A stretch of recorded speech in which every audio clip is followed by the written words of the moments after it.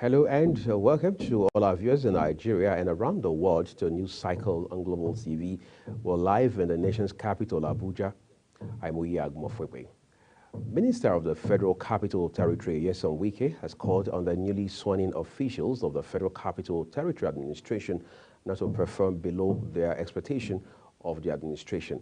The minister gave the charge during the swearing-in of the first head of service, permanent secretaries, chairman, and commissioners of the FCT Civil Service Commission, Abuja Metropolitan Management Council, and Satellite Towns Development Departments in the FCT.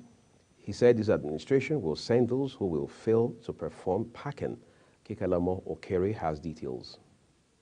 The Minister of the Federal Capital Territory charged the new officials to be committed and loyal, saying that they owed it to President Bola Tinubu to make sure that FCT works. He described the occasion as a memorable day for FCT, urged the new appointees to support the government of President Tinubu in realizing the New Hope agenda, and warned the newly sworn-in permanent secretary against performing below expectation and undue delay of files, adding that there will be issuance of queries for non-performance. Again, to the permanent secretaries, yes, you have been made a permanent secretary, but you know what comes with it. As the permanent secretary, you have become a political appointee. Did you write the exam to a permanent secretary? So you know the implication of that. If you perform below expectation, there's nothing like query. There's nothing like query him as proper civil service rules. We have no time for that. We'll just send you packing as permanent secretary. So just know it very well now. I say it, I don't want to hear, now that we're heading secretariats, you have your mandate secretaries as a political heads. I don't want to hear that files are unduly delayed. He further stated that he had directed the reshuffling of directors and the administration will defend the 2024 budget at the National Assembly. Just recently, we found out somebody who was sabotaging the works of the FCTA. But thank God, all those bad people have all left. All those who don't want you to be independent, who wanted permanent secretaries from the Federal Civil Service, they have all left. But please, we want you to assist, we want you to support the government of Bola Ahmed Tinubu to realize the renewed hope agenda. The FCTA officials were sworn in by the Chief Judge of the FCT High Court, Justice Hussein Baba Yusuf, represented by Justice Sivano Orji, administered their oath of office and oath of allegiance. Kikelamo Okere, Global Television News. Edo State House of Assembly has passed a resolution directing the Chief Judge of the state, Justice Daniel Okungbawa, to set up a 7-man committee to investigate the allegations of gross misconduct leveled against the Deputy Governor, Philip Shaibu. At plenary, 19 members out of the 24 members voted in favor of the resolution.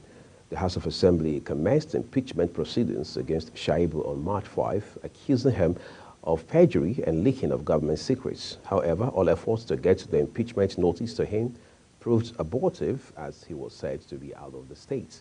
After it became clear that the notice could not be served physically, the House served him the notice on March 12 through substitution by publishing the letter in the 3 national dailies. The impeachment move is believed to be the latest development in the rift between Shaibu and his principal, Governor Godwin Obaseki.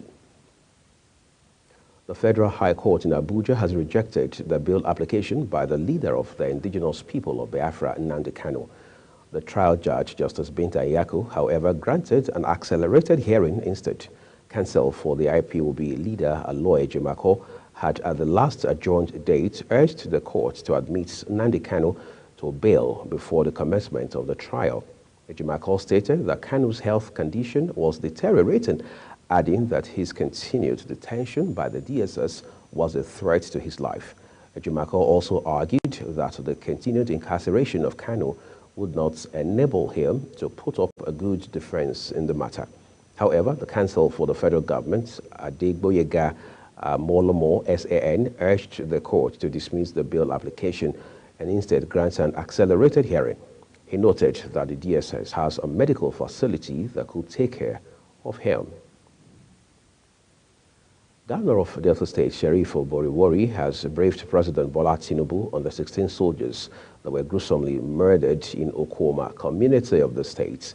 Briefing State House correspondents after a meeting behind closed doors with the president, the governor said that the situation is under control, assuring that there will be no more further attacks. The governor declined to confirm the report of reprisal allegedly carried out by the military and the number of casualties, saying that being a security issue, there are certain things he cannot say in public. He said that he met with the security heads in Bomadi yesterday, but has been unable to meet with the community involved because the place of the incident is completely deserted. Airstrikes by Nigerian Air Force aircraft under Operation Well Punch, OPWP, have continued to decimate terrorists and their logistics, especially in the northwest and north-central regions of the country. One of such successes was recorded on March 15, 2024, when strikes by the Air Force aircraft successfully targeted and destroyed terrorist logistics storage situated in Palele near Shiroro in Niger State. Acting on credible intelligence indicating the presence of terrorist weapons cache east of Pelele, authorization was obtained to deploy air assets to neutralize the threat. The operation, which was executed with speed and precision, resulted in significant damage to the targeted area, including a secondary explosion confirming the destruction of arms and ammunition. The weapons are believed to be affiliated to a particular terrorist kingpin or is on the most wanted lists of terrorists. National President, Nigeria Labour Congress, Joe Ajaero, has called on the federal government to pay the 4-month withheld salaries of the Senior Staff Association of Nigeria Universities, SANU, and Non-Academic Staff Union of Educational Associated Institutions. This was in reaction to the 7-day warning strike that SANU and NASU began, which grounded universities' activities across the country. SANU and NASU had for about a month called the attention of the government to its exclusion from the payment of the withheld salaries, which is it commenced the payment for the Academic Staff Union of Universities in February. The salaries were withheld when the administration of former President Muhammadu Buhari invoked a no-work, no-pay policy against the Academic Staff Union of Universities, ASU, and SANU for embarking on a strike that lasted 8 months and 4 months in 2022, respectively. Abia State Governor Alex Otti has approved the payment of bursary awards to Abia State indigents in law schools across the nation. The State Commissioner for Information and Culture, Oke Kanu, disclosed these while briefing journalists on the outcome of this week's Executive Council meeting presided over by the governor in Umuahia on Monday. He said the approval of the bursary was in keeping with the premium the state government places on education. He added that the state government has approved the renovation of 170 primary schools, which translates to 10 primary schools per local government. Away from the southeast now, Sokoto State Governor Ahmed Sokoto has ordered the immediate relocation of a dumping site from the vicinity of the central market that was gutted by fire. The governor gave the directive when he visited the market for an on-the-spot assessment of the situation. In a message posted on his social media handle, the governor called for the evacuation of debris within the environment within the next 3 weeks.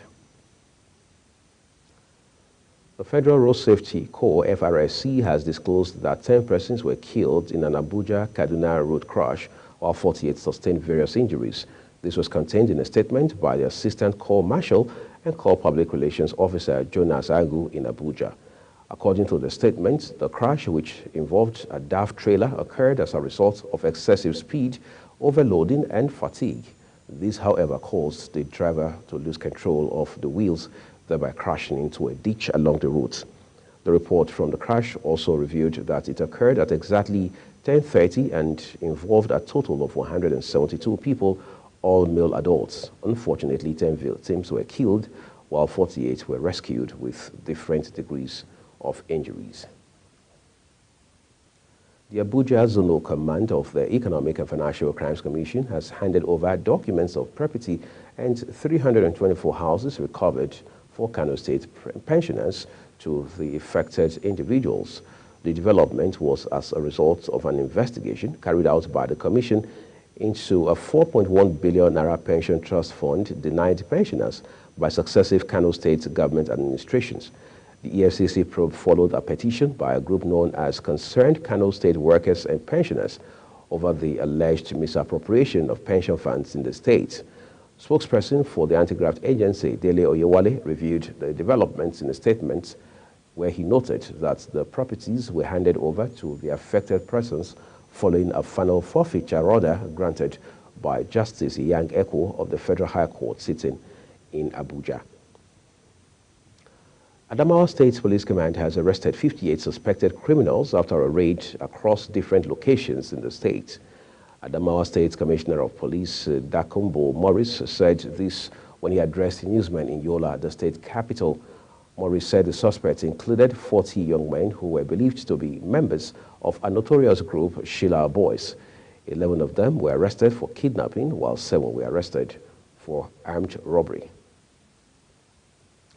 Edo State House of Assembly has directed the State Chief Judge Justice Daniel Lokongbawa to set up a 7-man panel to investigate the allegations leveled against the State Governor, Deputy Governor Philip Shaibu. The State Assembly is accusing the Deputy Governor of misconduct and divulging government's information to the public. The panel is expected to carry out a thorough investigation into the allegations and make necessary recommendations. The brief sitting was presided over by the Speaker, Blessing Agbebaku. Recall that Edo State House of Assembly earlier this month began an impeachment move against Shaibu, accusing the Deputy Governor of constitutional infractions. However, Shaibu denied being served with impeachment notice from the State House of Assembly as claimed by the Speaker. You're watching News Cycle coming to you live from Nigeria's capital, Abuja. Well, StarTimes Channel 276. Kindly follow us on all social media platforms using @Global TVNG and other handles as you now see on your screen. When News Cycle returns, Niger State Governor plans partnership with China on railroad network. We have details of this and more stories for you right after this short break. Do stay with us.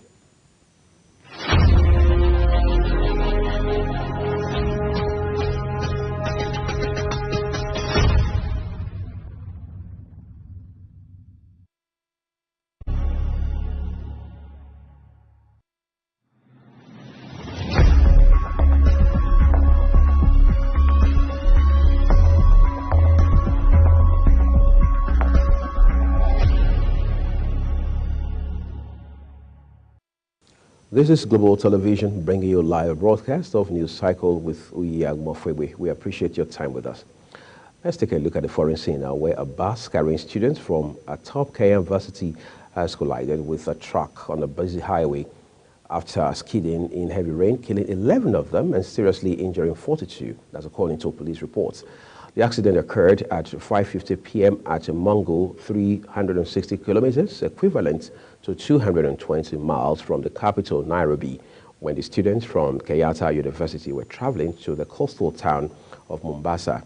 10 people from the Kenya University died on impact and another died later in hospital, adding that 42 people were seriously injured.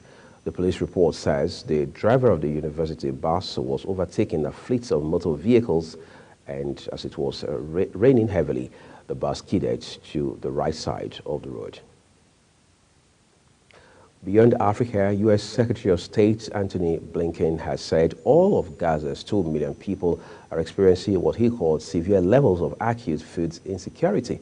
This was the first time an entire population had been so classified, according to him, when questioned about conditions in the territory.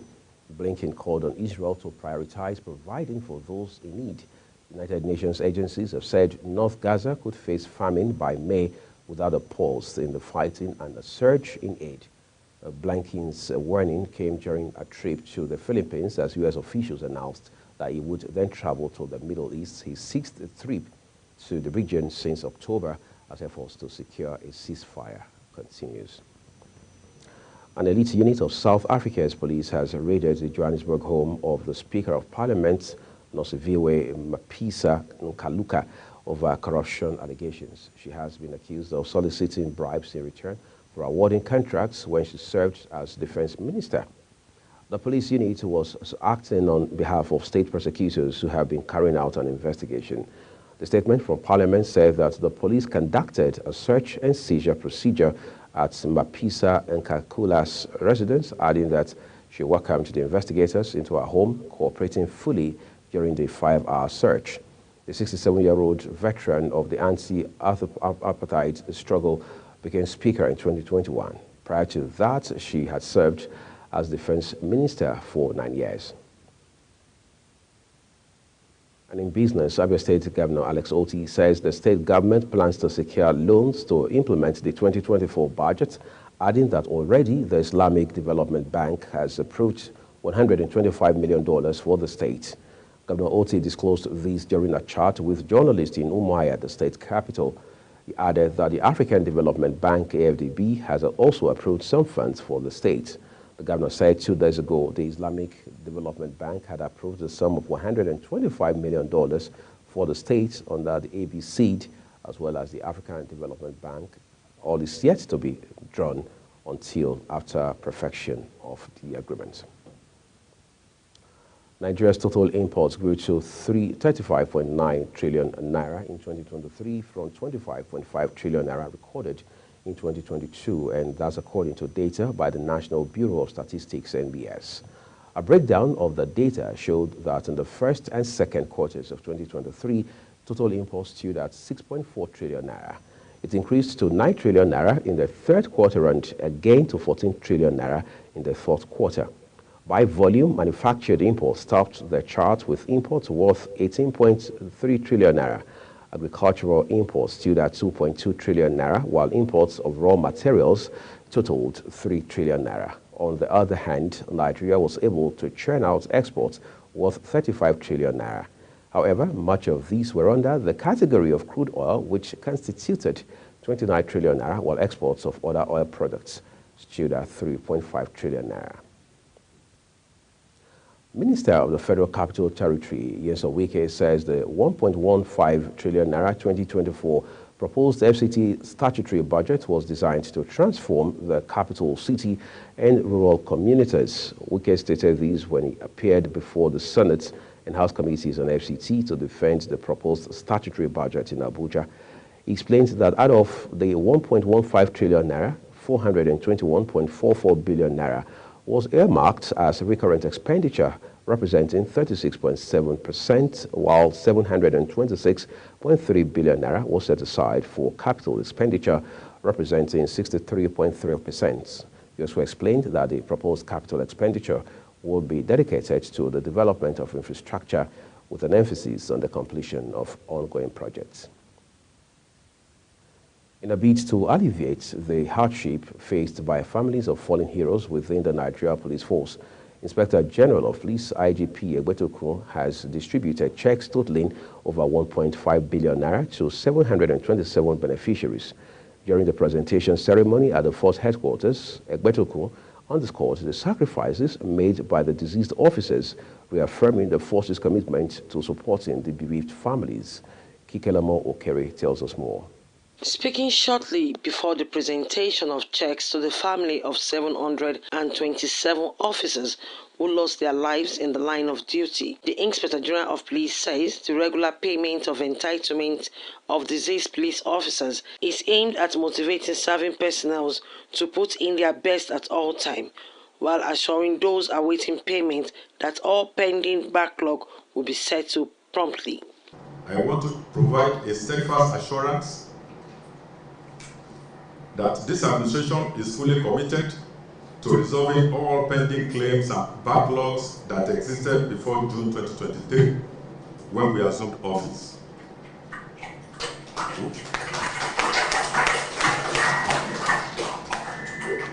We pledge to continue our efforts without pause until every due benefit has been rightfully disbursed.